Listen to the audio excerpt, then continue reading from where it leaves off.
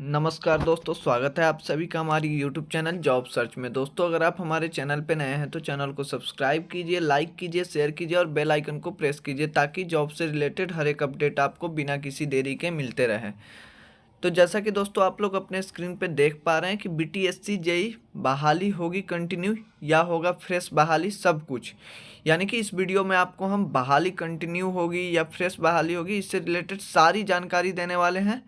JEE बनना है तो 30/1/2023 को पटना पहुंचे, तो इसका क्या मामला है इसके बारे में भी आपको पूरी जानकारी इस वीडियो के माध्यम से दी जाएगी। दोस्तों, आप लोगों से बस मैं एक अपील करना चाहता हूं कि जो हमारा यूट्यूब स्टूडियो है उसके थ्रू हमें ये पता चलता है, डाटा के थ्रू, कि 80% प्लस लोग ऐसे हैं जो कि बिना सब्सक्राइब किए हुए हैं, वो हमारे वीडियो को देखते हैं। तो दोस्तों, आप लोगों के लिए हम इतनी मेहनत कर रहे हैं तो इतना तो आप लोगों से रिक्वेस्ट कर ही सकते हैं कि आप लोग वीडियो को ज़्यादा से ज़्यादा सब्सक्राइब करें। अब चलिए दोस्तों, बिना किसी देरी के पूरे वीडियो को कवर करते हैं दोस्तों।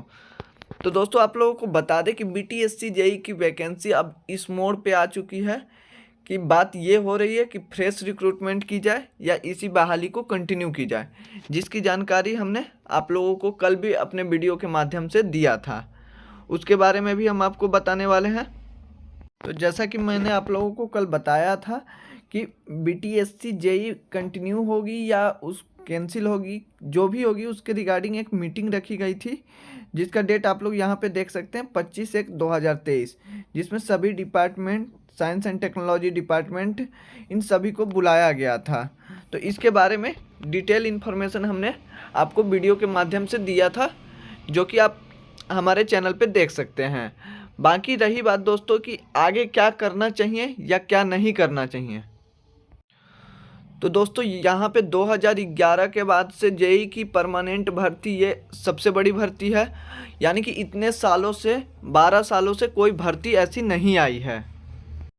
सभी लोग 4 साल से इस भर्ती का इंतज़ार भी कर रहे हैं कि अब पूरी होगी, अब पूरी होगी, और किसी न किसी वजह से, केस की वजह से ये वैकेंसी लटकी हुई है, या सरकार की वजह से या आयोग की गलती की वजह से। अब दोस्तों समय ये आ चुका है, इस बहाली में इस मोड़ पे समय आ चुका है कि हम लोगों को यूजीसी 40%, 60%, बीटेक, कॉन्ट्रैक्ट 19, ये सब चीज़ छोड़ के सब किसी को एक मंच पे आने का समय आ चुका है दोस्तों। अभी मीटिंग का दौर चालू है। कल ही एक मीटिंग हुई है सारे डिपार्टमेंट की,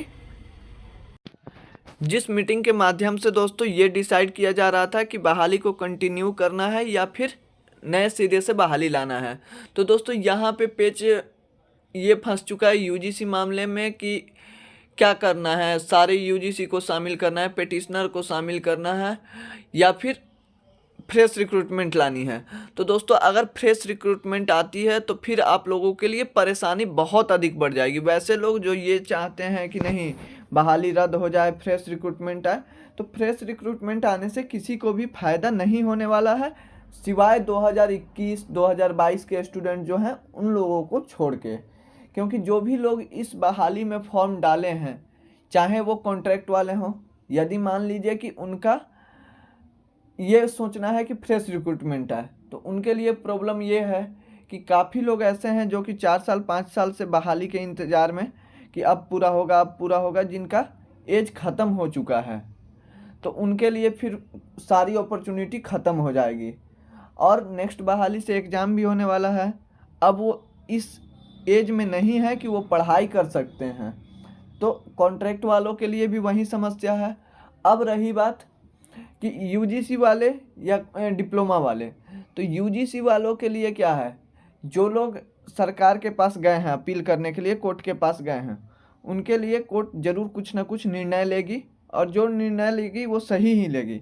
लेकिन इसमें कॉन्फ्लिक्ट ऑफ इंटरेस्ट यहाँ पे आ जाता है कि पीके शाही, जो कि अभी एजी के पद पे कार्यरत हैं, वो पहले उसमें वकील थे पेटिशनर की ओर से, लेकिन आज के डेट में वो क्या कि सरकार को रिप्रेजेंट कर रहे हैं। यानी कि दोस्तों इस केस में उनको तो अपीयर नहीं होना चाहिए था, लेकिन यहाँ पे कन्फ्लिक्ट ऑफ इंटरेस्ट है, यानी कि अपोज करने वाला कोई नहीं है।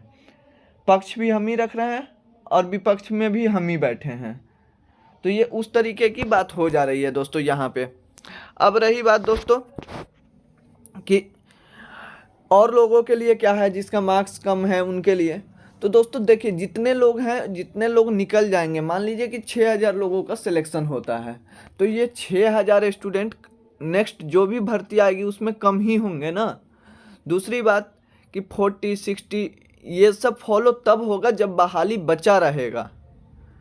ठीक है, तो अभी हम लोगों की ज़रूरत ये है कि हम सभी लोग मिलके एक मंच पे आके एक सुर में एक बार सरकार को ये बोले कि देखिए, जो भी है कानूनी तौर पे जो भी कोर्ट में मामला चल रहा है वो कोर्ट के तरीके से निपटा जाए और बहाली को पूरा किया जाए।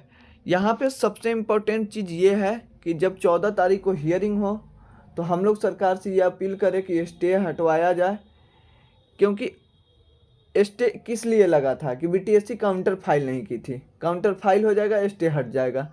अब अगर बीटीएससी काउंटर फाइल कर दी है तो स्टे को हट जाना चाहिए था, लेकिन हट नहीं रहा है। वो क्यों नहीं हट रहा है? क्योंकि सरकार की तरफ से अच्छे ढंग से बात रखी नहीं जा रही है। तो सरकार यदि अपनी बात रखती है, स्टे हटवाने में कामयाब हो जाती है, तो आयोग को जल्द से जल्द रिजल्ट देने के लिए हम लोग प्रेशर डालेंगे।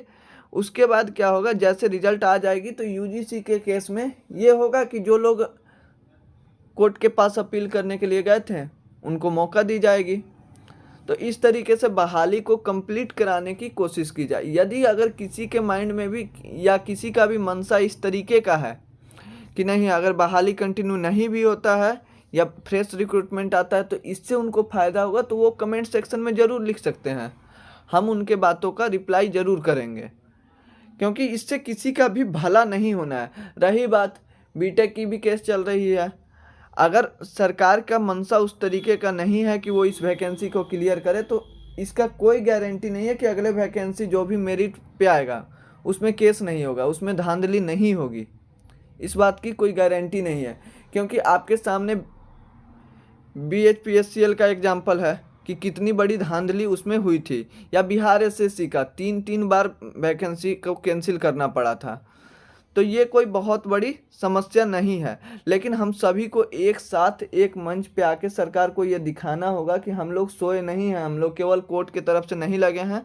हम लोगों की कुछ अपेक्षा सरकार से भी है कि सरकार ये वैकेंसी को जल्द से जल्द, सबसे पहले आयोग में ये वैकेंसी आई थी, इसके साथ में मेडिकल के कितने वैकेंसी क्लियर हो गए, लेकिन जेई का अभी तक एक भी वैकेंसी क्लियर नहीं हो पाया है। तो आशा करते हैं दोस्तों आपको हमारी ये जानकारी हेल्पफुल लगी होगी।